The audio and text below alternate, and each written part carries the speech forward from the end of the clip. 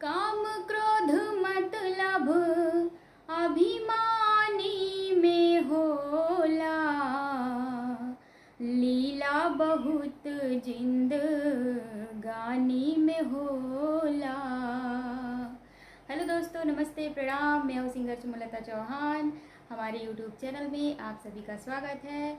आप लोग कैसे हैं? उम्मीद करती हूँ अच्छे ही होंगे। आज मैं आप लोगों को एक निर्गुण भजन सुनाऊंगी। आप लोग भजन को पूरा सुनिएगा और अच्छा लगे तो लाइक, कमेंट और शेयर ज़रूर करिएगा। और हमारे चैनल पे नए हैं तो चैनल को सब्सक्राइब करके घंटी को ज़रूर बजाइएगा। धन्यवाद। काम क्रोध मतलब अभिमानी में होला, काम क्रोध मतलब अभिमानी में होला, लीला बहुत जिंदगानी में होला, लीला बहुत जिंदगानी में होला।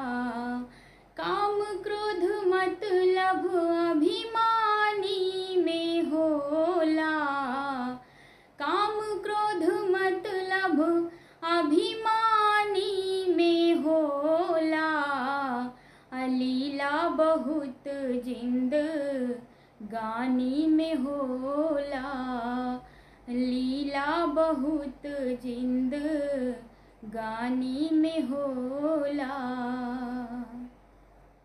आई है अमराज जहिया धाके ले जाई है, पाप धर्म के तोहरा लेखा लगई है।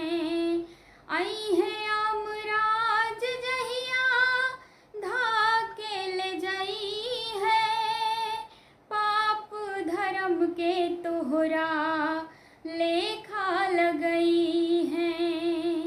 सब कस गलती नादानी में होला, अरे सब कस गलती नादानी में होला, लीला बहुत जिंदगानी में होला, लीला बहुत जिंदगानी में होला।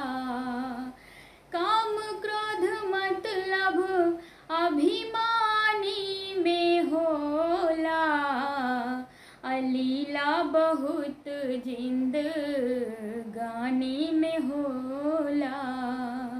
4 दिन के चांदनी बा फिर बांधेरा, मिटेला अंधेरा ता होला सबेरा। 4 दिन के चांदनी बा फिर बांधेरा, मिटेला अंधेरा ता होला सबेरा।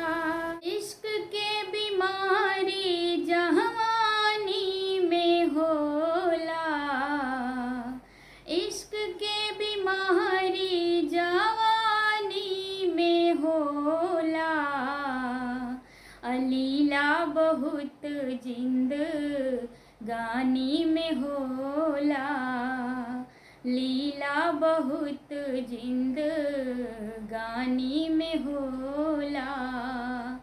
काम क्रोध मतलब अभिमानी में होला, लीला बहुत जिंदगानी में होला।